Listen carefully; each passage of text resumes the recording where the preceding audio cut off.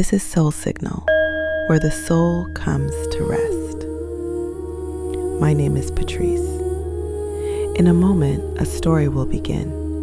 You don't need to do anything with it. You don't need to remember it, or carry it, or learn from it. Only let it move through you, the way water moves through open hands.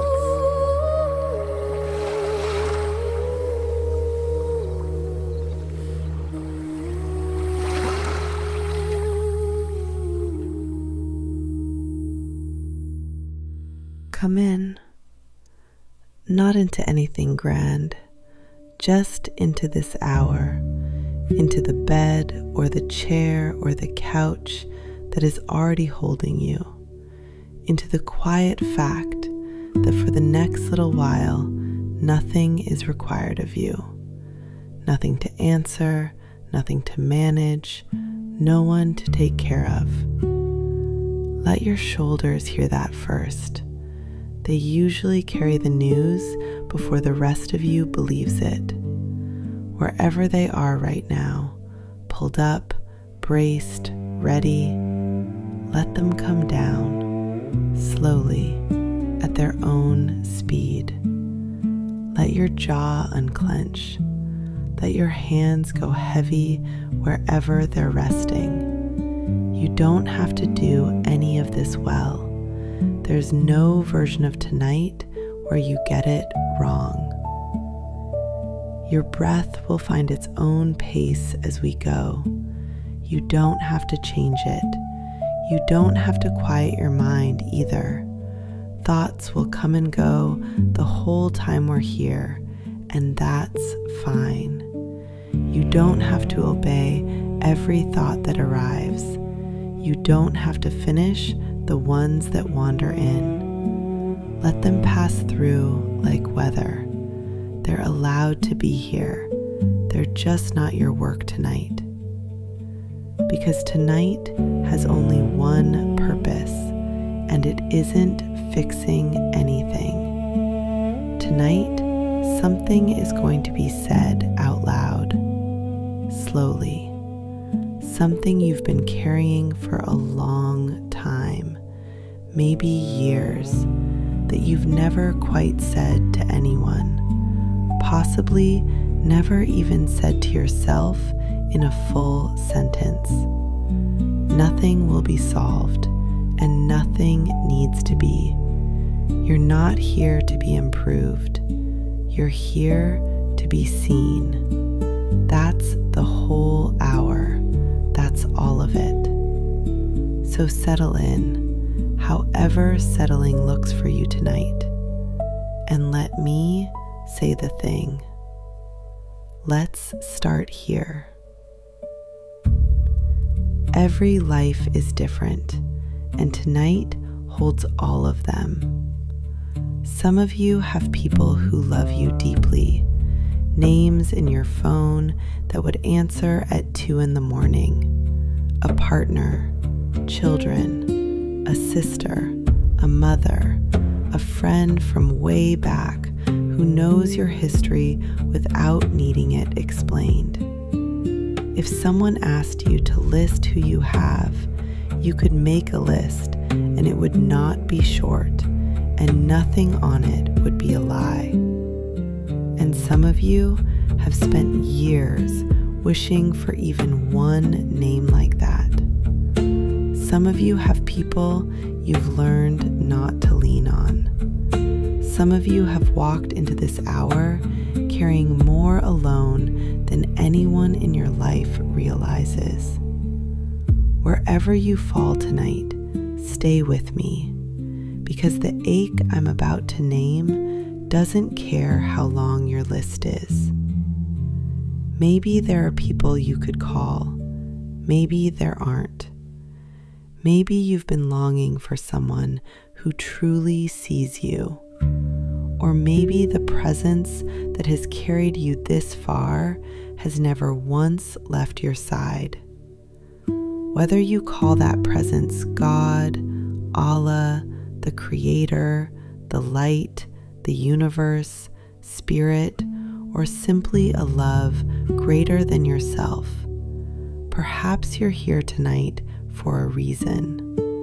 Perhaps these words found you at exactly the hour you needed them. So this isn't only the loneliness people write about. It isn't only an empty apartment and a silent phone.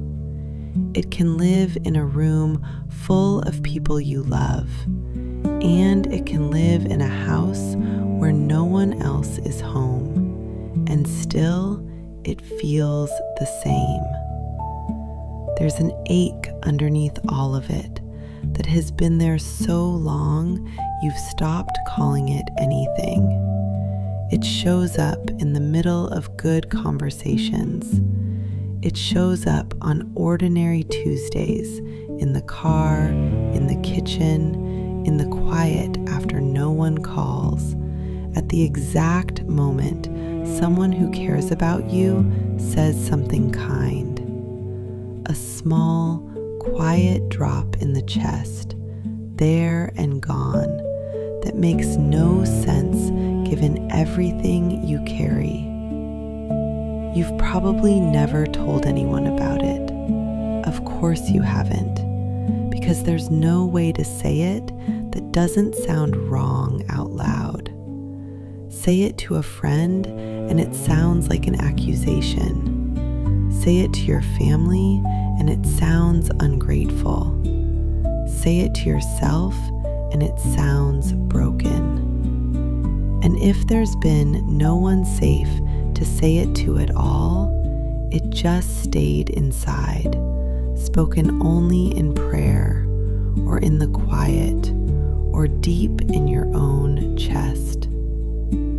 So you filed it under things that don't get said, and you kept going. Tonight, it gets said. Here is what actually happens in the small moments in the rooms of your life. You've made that decision thousands of times. So many times it doesn't feel like a decision anymore. It feels like your personality. People probably describe you as private, or strong, or easygoing, or low maintenance. Some of that may even be true. But underneath it, there's this quiet, automatic arithmetic running every day in every conversation. How much of this can I actually bring here? And the answer, everywhere, in every room, has always been the same. Not all of it. Sometimes it happens with your thumbs instead of your voice. You've typed the long message. You know you have. Late at night or sitting in the car outside somewhere, something in you finally overflowing, and you start typing it to someone. The real thing. 3 paragraphs, 4. You get it all out, and it sits there on the screen. The most honest thing you've written in months. Your thumb hovering over send. And then you read it back the way they'll read it. You see how long it looks. You imagine it landing in the middle of their day, their kids, their own tiredness. You imagine the reply, kind probably, but shorter than what you sent, arriving hours later with an apology for the delay. You imagine being the person who sent too much. And you hold down delete and watch the whole thing disappear, letter by letter, until the box is empty. Then you type, "Hey, thinking of you, hope all is good," and you send that instead. They reply with a heart, and that's the whole exchange, a heart for the 3 paragraphs they never saw. You put the phone face down, and something in you closes a door, quietly, without slamming it, the way you close every door. Maybe the page is the only place that's ever gotten the long version. A journal, if you keep one. Those pages know things no living person knows. Maybe prayer, if you pray. There are things you said into the dark with your eyes closed that you have never said across a table with them open. And notice that. Notice where the whole heart goes when it finally has to go somewhere. To paper, to God, to the ceiling at 2 a.m, to the dog who lifts his head and watches you cry. To everything, in other words, except a person who could answer. That's not a coincidence, and it's not a preference. The page doesn't glance at the clock. The dark doesn't change the subject. The dog doesn't need you to be okay by the end of it. You found the listeners that couldn't be overwhelmed because somewhere along the way, you concluded that the human ones could be. Or it happens mid-sentence. You know this one. You're talking with someone you trust, and the conversation drifts somewhere real, and you feel the true thing rise up in your throat, the thing you've actually been living with, and you begin to say it. You get a sentence out, maybe 2, and then you catch something, a flicker in their face, their eyes drifting for half a second, a shift in their posture, a glance at the clock, a small that comes a beat too early. Nothing cruel, nothing anyone could be blamed for. Just the smallest sign that the thing you were starting to hand them was heavier than the moment could hold. And you fold it back up. Mid-sentence sometimes. You've gotten so good at it that no one has ever noticed the seam. You round the sentence off into something lighter. You make it smaller as it leaves your mouth. You turn your own heart into a shorter story. And then, and this is the part that deserves to be said slowly, you ask them a question about themselves. You hand the conversation back. You take the thing you almost said and you put it away, wherever those things go. And the talk moves on, warm and pleasant, and they will never know that anything happened.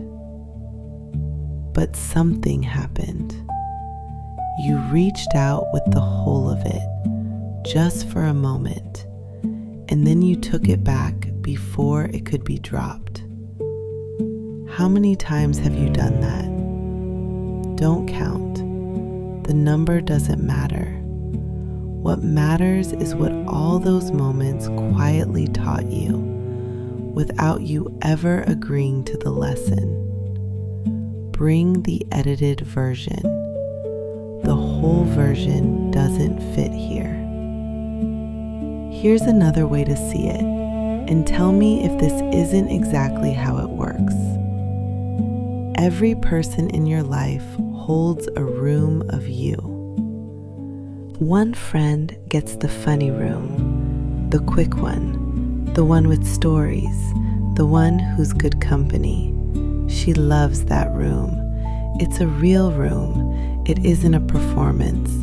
That part of you is true. Someone else gets the capable room, the one who knows what to do, the one people call when things fall apart, because you're so good in a crisis, because you always know the next step, because you're steady. Your family gets a room, old furniture in that one, a version of you that got decided a long time ago. And no matter how much you've changed, when you walk in, that's the room they see. Maybe a partner gets a bigger room than anyone. Maybe there's real warmth there, real history, a shared bed and a shared life. And even there, be honest here, where no one is grading you. Even there, are there closets that stay shut? Things you've stopped bringing up, not out of secrecy, but because you learned the shape of what fits in that room and the shape of what doesn't. Everyone gets a room. No one gets the house. No one walks all of you. No one has stood in every room at once and seen how they connect, how the capable one and the frightened one are the same woman, how the funny one and the grieving one share a wall. Each person knows their room and loves their room, and would probably say they know you well. And you move through your own life like the keeper of a house no one has ever fully entered, turning lights on and off, opening the right door for the right visitor. And some nights like this one maybe, standing alone in the hallway, aware of every room at once, and how quiet the house is, and how full. And here's the part that makes it ache instead of just hurt. You are the place other people rest their whole hearts. That's the role you've had for as long as you can remember. You're the one people bring things to, the friend who calls you with the things she can't tell anyone else. She doesn't give you the edited version. She gives you all of it. The mess, the shame, the 3 a.m. version, because something about you makes it safe. The family member who unloads, the coworker who closes the door. Even strangers do it. People have told you their whole lives in waiting rooms and checkout lines, and you've never fully understood why, but you've always understood what to do. You hold it. You make room. You don't flinch. You don't rush them. You don't hand it back half listened to. You know exactly how to give another heart somewhere to land. You've just never stood in that spot yourself. Think about that, not with blame, just with honesty. The thing you provide, daily, freely, well, the unhurried listening, the room made without being asked, the safety of being received all the way. When is the last time that was provided for you? When is the last time you talked to someone and felt them make room the way you make room? Not waiting for their turn to speak, not fixing, not glancing at anything, just receiving you, whole, for as long as it took. If an answer comes, let it come. If no answer comes, if you're searching backward through years and finding warmth, finding love, finding good people, but not finding that, then let that be true too. That's not a small thing to notice. That might be the truest thing you notice all year. You give the very thing you've never gotten. You built for others the room you've never once been offered. And you've done it so long and so well that everyone assumes you don't need it yourself. That's the quiet cost of being the strong one. Somewhere back there, further back than you can probably date, you got assigned a role, or you took it because someone had to, and the role was the one who holds, the one who doesn't fall apart, the one who can take it. And you could take it. That's the thing. The role wasn't a lie. You really are that strong. You've proven it so many times that it stopped being remarkable to anyone, including you. If no answer comes, if you're searching backward through years and finding warmth, finding love, finding good people, but not finding that, then let that be true too. That's not a small thing to notice. That might be the truest thing you notice all year. You give the very thing you've never gotten. You built for others the room you've never once been offered. Somewhere along the way, people began looking to you when life became too heavy, not because you asked for that role, but because you could carry it. So you became the steady one, the one who stayed calm when everyone else was falling apart, the one who quietly absorbed the shock while making sure everyone else had somewhere safe to fall. Over time, something subtle happened. People stopped asking how you were, not because they didn't care, but because you became the person who always seemed able to carry one more thing. You looked strong enough that your own sorrow disappeared behind everyone else's. Maybe you've stood in hospital corridors holding someone else's fear while quietly swallowing your own. Maybe you've made the phone calls no one wanted to make.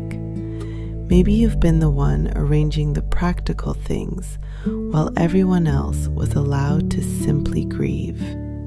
Maybe you've sat through funerals making sure everyone else was all right, only to discover there was never a moment when someone gently asked, "And who is holding you?" After enough years of living that way, your heart quietly learned something. If everyone else is leaning on me, where do I lean? And some nights you have wondered, in a small voice you don't let get very loud, what would happen if you just stopped, fell apart properly for once, whether anyone would know what to do, whether anyone would know how to catch you, given that you've never once let anyone practice.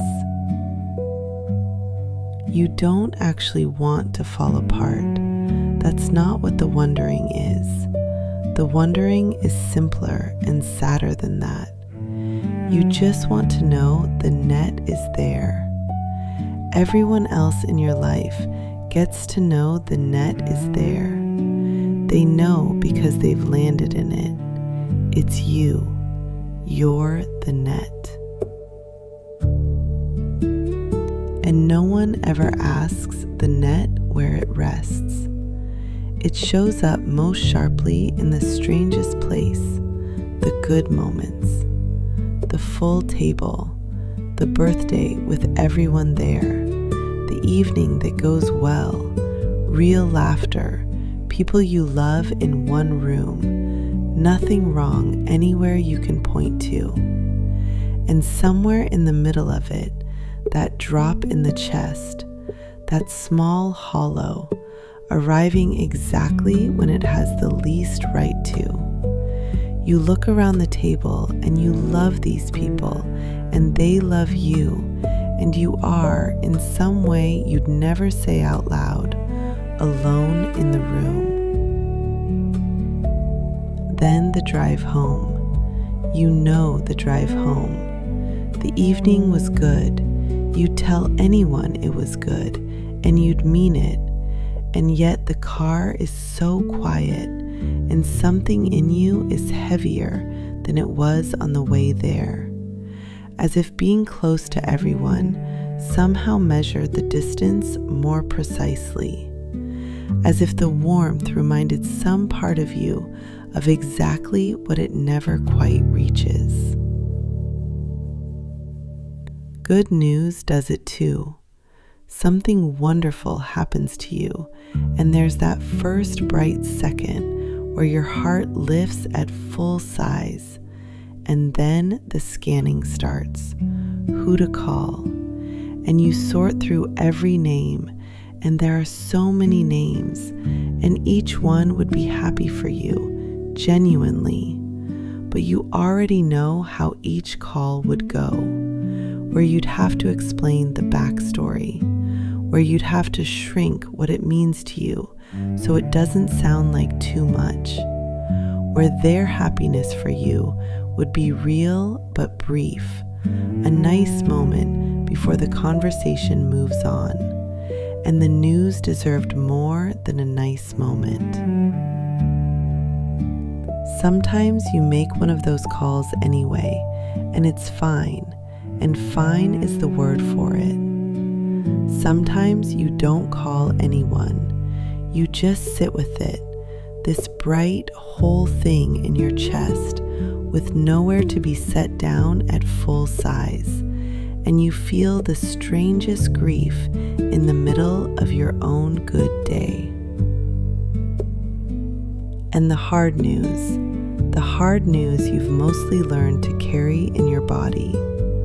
Somewhere along the way, without deciding to, you became the kind of woman who processes things alone first and shares them afterward.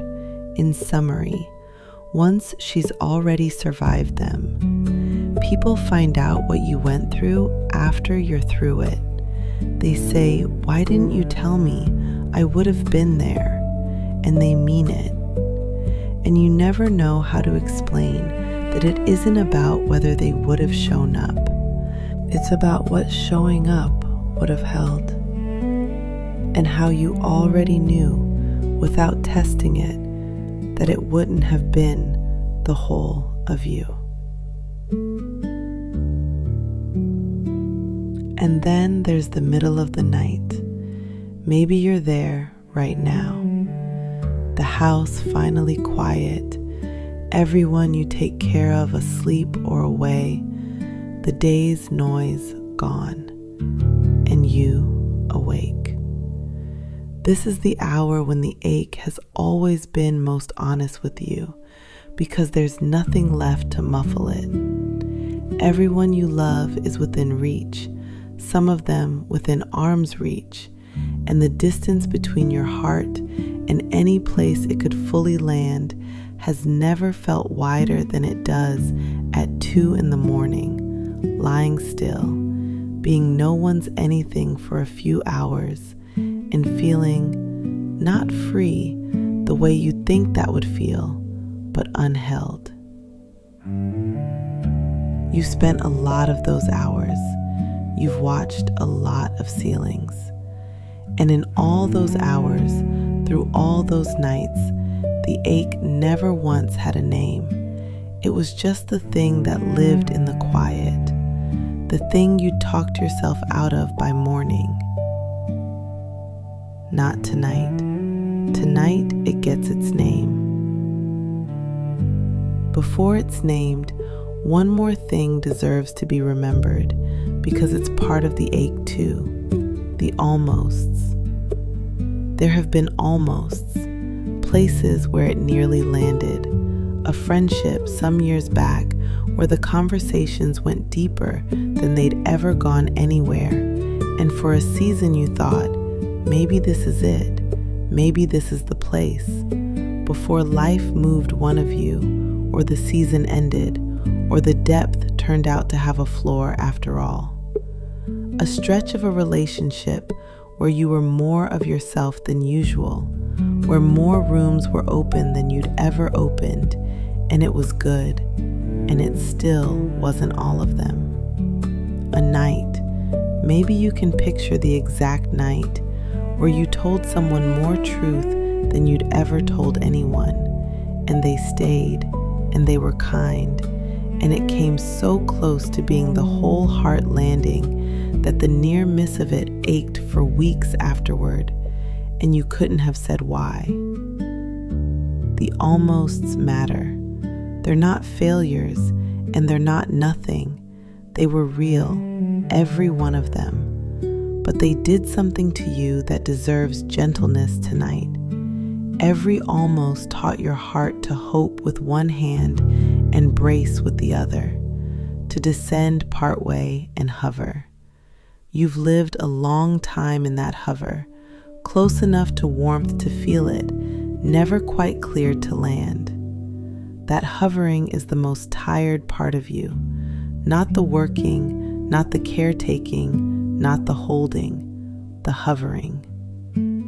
Let it hover low tonight, low as it's ever been. This hour is flat, open, quiet ground, and nothing here moves. So let's say the thing now, plainly, the thing under all of it. Somewhere along the way, not in one moment, but slowly, over years of size decisions and folded sentences and rooms, you came to a realization you've never let finish. You've felt its edges. You've turned away from it 100 times because of what it might mean. Tonight, you don't have to finish it either. I'll say it for you, and all you have to do is lie there and hear it said. There may be no one in your life who can hold your whole heart. Not one person who gets the entire house. Not one place where all of you, the strong parts and the scared parts, the light and the grief, the history and the hope, the full unedited weight of your inner life can land at once and be received. Whatever you have, a full list or a longing where the list should be, your whole heart has nowhere to rest. Hold those together for a second. The love that's real and the landing place that's missing. That's the ache. That's what it's been all along. Not a failure to appreciate what you have, not a flaw in how you attach, not you being impossible to know. Just this. The hardest loneliness isn't having no one to talk to. It's realizing there's nowhere your whole heart can safely land. Hear that again, slowly. There's no rush. The hardest loneliness isn't having no one to talk to. Maybe you do have people to talk to. Maybe you don't. It reaches you either way. It's realizing there's nowhere your whole heart can safely land. That's the sentence you've been living inside for years without ever being handed the words. That's the ache in the full room and in the quiet one. That's the drop in the chest during the kind moment. That's the quiet of the drive home. That's the good news with no address. That's the hallway of the house at night. It has a name now. It's real. You weren't imagining it. You were never imagining it. Stay with it a moment. There's no hurry. And this is the center of the whole night. Everything before this was walking toward it, and everything after this is just resting beside it. Nowhere your whole heart can safely land. Notice the word whole, because that's the word that's been missing from every explanation you've ever tried. Pieces of your heart land all the time. The funny piece lands at dinner. The capable piece lands in every crisis. The warm piece lands with your children, your friends, the people you love. Pieces of you land softly all over your life every day, and that's real. And that's why nobody, including you, could see the problem. The pieces were fine. It was the whole that never had anywhere to go. The entire thing at once, undivided, unedited, unabridged. That configuration of you has never had a landing place. It has circled your whole life like something that never gets to touch down, coming close over this person, this season, that friendship, close enough sometimes that you thought, maybe here, and then pulling up again every time because the ground was never quite able to receive it. And a heart can keep flying like that for years, decades. Yours has. It's very strong, your heart. We established that. But there's a particular tiredness that comes from never landing, and it doesn't feel like ordinary tiredness. It feels like what you feel, that deep behind the eyes weariness that sleep doesn't fix because it was never a sleep problem. It was never a sleep problem. It's just very tiring, holding something up that has nowhere to be set down. And notice what kind of pain this is, because it's an unusual one, and part of why it's been so hard to carry is that it doesn't behave like other pain. Nothing happened. That's the strange cruelty of it. There's no event, no betrayal to point at, no villain in this story. And some part of you almost wishes there were, because a villain would at least explain it. Nobody abandoned you. Nobody was cruel. The people in your life are not the bad guys, and you know it. And that knowledge has kept you from ever letting yourself grieve this. Because who would you even be grieving? What would you write on the card? How do you mourn something that never exactly went wrong? There was no funeral, so you never got to cry.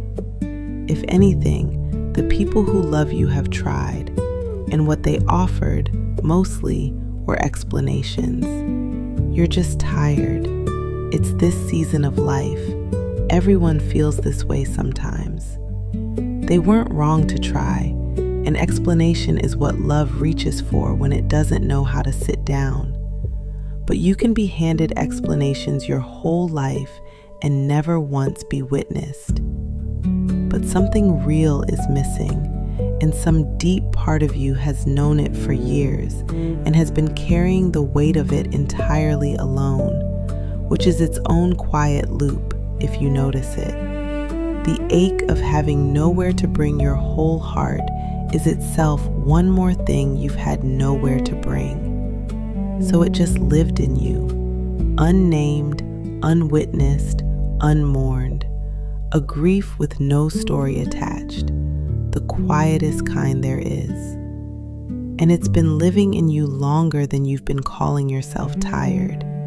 If you follow it back, you don't have to tonight. Just know that the thread is there. It goes back further than this year, further than this version of your life. There were younger versions of you who felt it and had even fewer words for it than you do. A girl who learned early which parts of her were welcome and which parts made the room go strange. A young woman who kept believing the landing place was just up ahead, in the next relationship, the next real friendship, the next chapter, because believing that was easier than considering the alternative. Every version of you carried this same unheld thing, and every version managed it the best she could with what she had, and every version handed it forward to the next one, still unnamed. You're not ungrateful. Gratitude and grief have been living in you side by side for years. You can love your people completely and still ache for what none of them has been able to hold. You've been treating those two things like a contradiction, as if feeling the ache somehow betrayed the love. It never did. They were never in competition. You're allowed to hold both. You've been holding both. That's part of what's made you so tired. And you're not broken. A heart that aches for somewhere to land is not malfunctioning. It's doing exactly what hearts do. The ache isn't evidence that something's wrong with you. It's evidence of how much there is of you. It hurts because it's real, and because it matters, and because it has waited so long to be seen. So here is what you're allowed to do tonight. Just tonight. This hour makes no demands about tomorrow. You're allowed to stop pretending the ache isn't there. You spent years managing it, talking yourself out of it in the car, calling it tiredness, calling it hormones, calling it nothing, counting your blessings at it as if blessings were a way to make it be quiet. Tonight, you can stop all of that. It takes energy, all that managing, more than you've probably ever counted. Set it down. The ache is allowed to just be here, in the room, unexplained, undefended, unargued with. It's been waiting a long time to simply be true in your presence. You're allowed to be sad about this, really sad if that's what's there. Not sad with a lesson, not sad but grateful, just sad. The honest grief of a woman who has been surrounded her whole life and has never once set the whole of herself down. If tears come while you're lying there, they don't need a reason beyond the one we just named, and they don't need your permission, and they don't mean anything is going wrong. Some things only leave through water. Let them go if they're ready. You're allowed to make no decisions. Nothing about tonight requires action. You don't have to reevaluate anyone from inside this hour. You don't have to compose the conversation you'll have with anyone. You don't have to figure out who could hold more of you, or how to ask, or whether to ask. The ache being real doesn't mean it's urgent. It's been here for years. It will not spoil overnight. Every question can stay a question until you're rested. You're also allowed to keep loving everyone exactly as you love them now. Nothing that was named tonight asks you to love anyone less. If faces came to mind while we talked, and they probably did, one or two in particular, arriving on their own without being invited, you don't have to do anything with that. You don't have to name them, even silently. You don't have to decide what their face showing up means. The people who came to mind are still the people they were this morning. Real, loved, loving you back the way they know how. Tonight didn't put anyone on trial. Tonight only told the truth about an ache. And the truth about an ache is allowed to exist right alongside the truth about the love.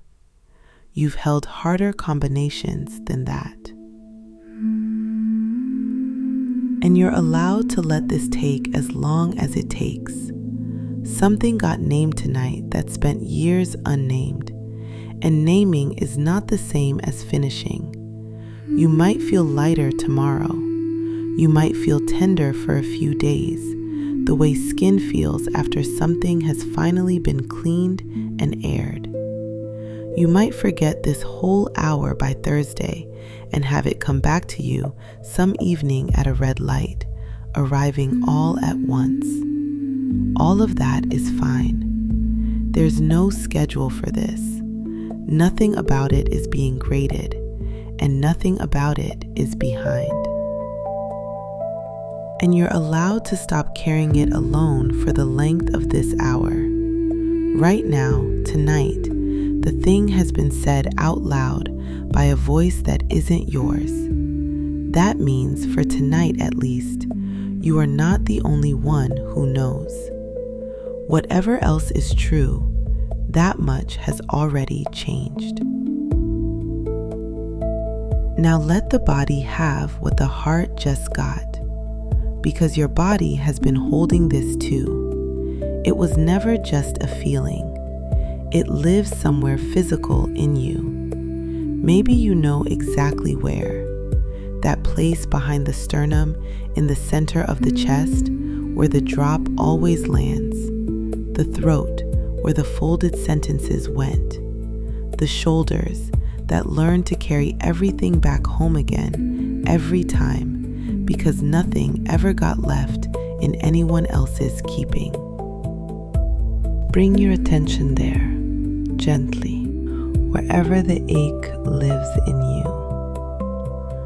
Don't push into it. Just rest your attention on it, the way you'd rest a warm hand on something sore.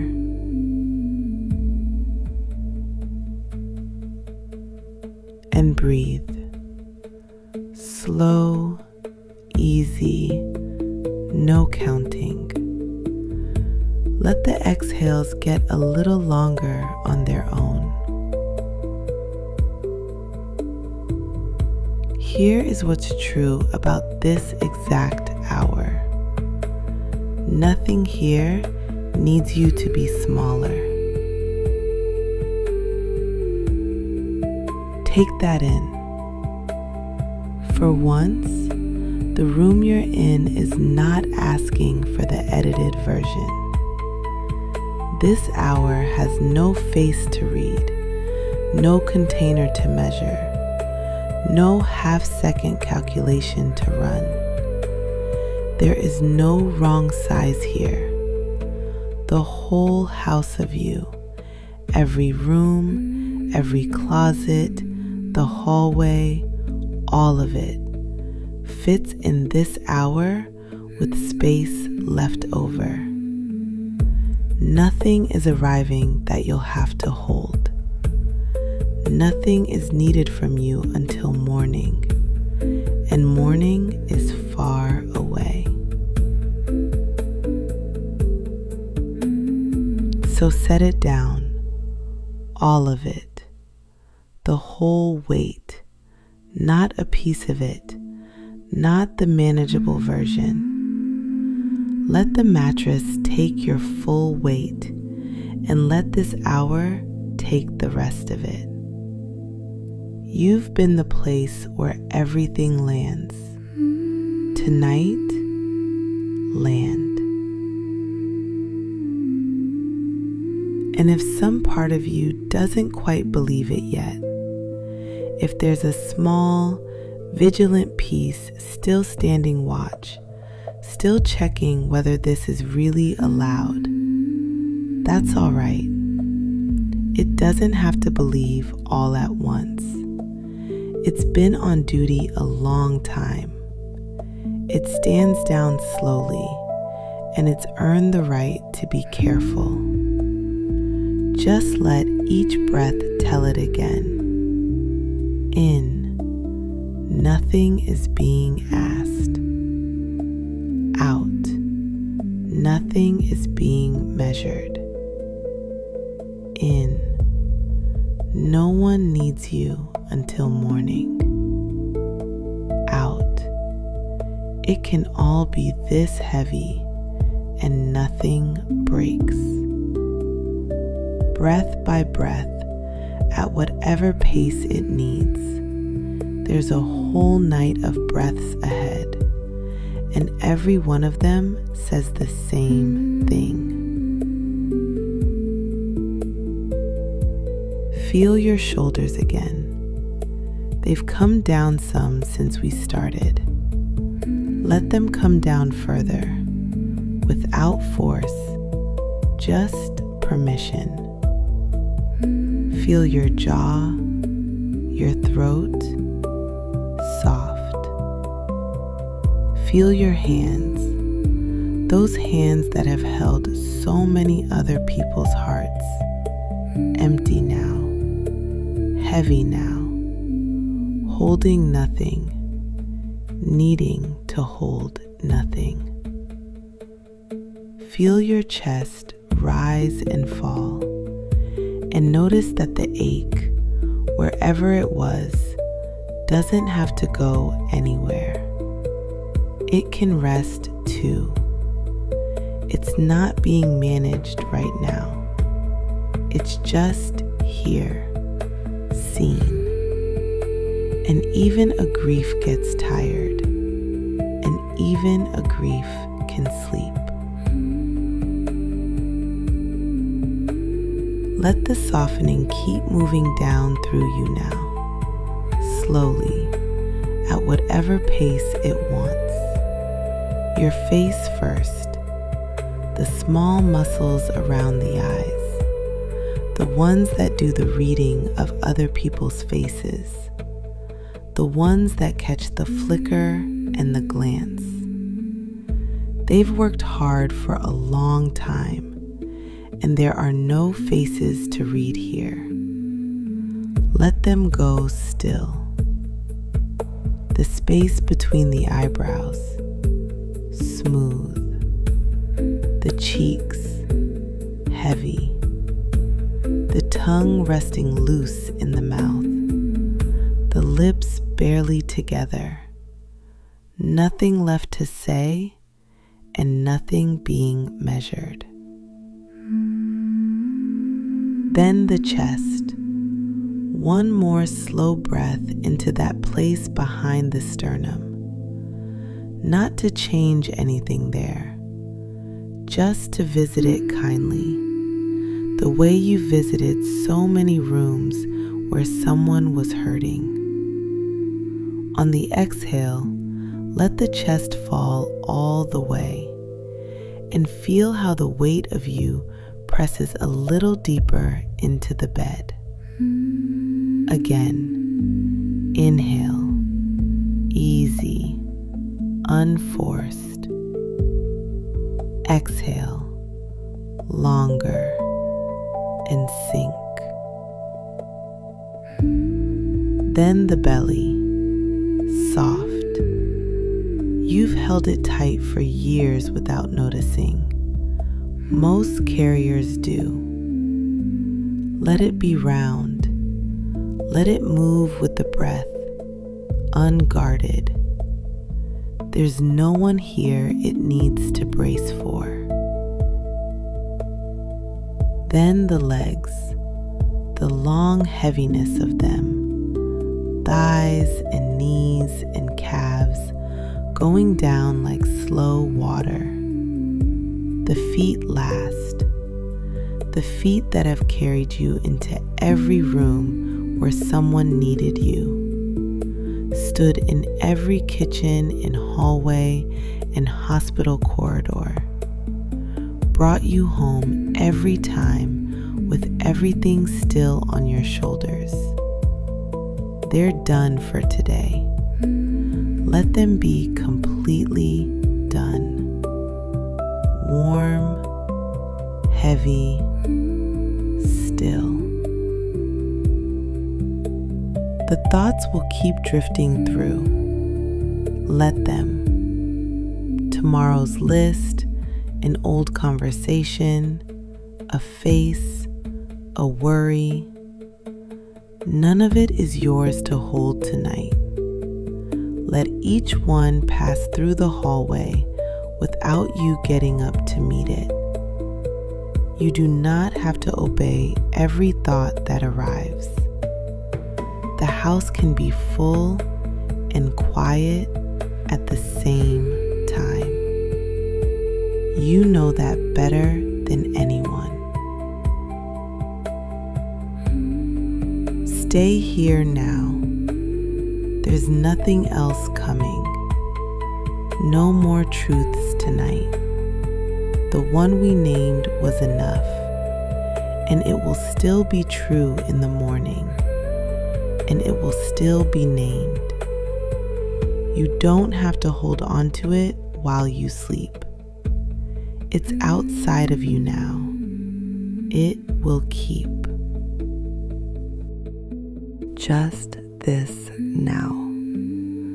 The bed holding you. The breath moving on its own, slower now, deeper now, needing nothing from you.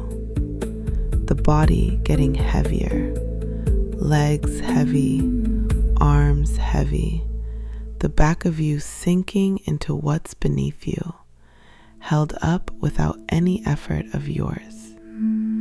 You are being held right now, physically, completely, and you didn't have to earn it, and you didn't have to ask, and you don't have to give anything back. If sleep is already pulling at you, go with it. You don't need to hear the rest. Nothing important gets said from here on. Only the same few true things said softer and softer. The way you'd sit with someone you love until they're all the way under. And if sleep isn't close yet, that's fine too. There's no pass or fail in this hour. Wakeful rest is still rest. Lying in the dark, breathing slow, with the ache finally named and no one needing you. That alone is more rest than most of your nights have held in years.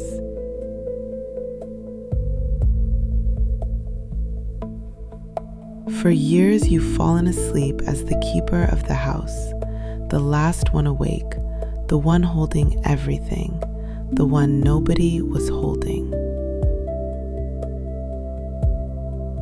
Tonight, for this one night, that job is suspended. Seen first, before anything else. What you've been carrying is real. It was always real. And tired. You're allowed to be so tired. It was heavy. It was heavy for a long time, and you carried it beautifully, and no one knew. And now one voice knows, and you can put it down until morning.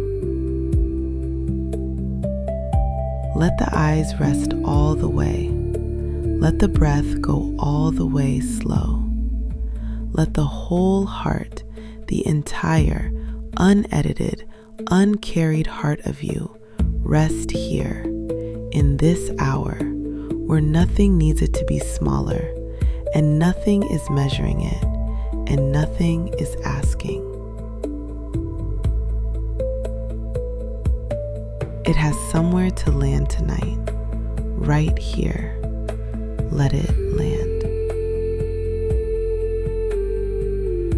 No hover left, no brace left, just the slow, final settling of something that has circled for years, down and down, gently, onto ground that was ready for it all along tonight, ground that asks nothing, holds everything, and keeps no measure. The house is quiet now, every room dark and warm, the hallway still. The keeper, off duty, asleep in the deepest room, held. Rest now, whole and seen and heavy and held. Rest now, rest all the way down for as long as the night will have you. Rest here as long as you need.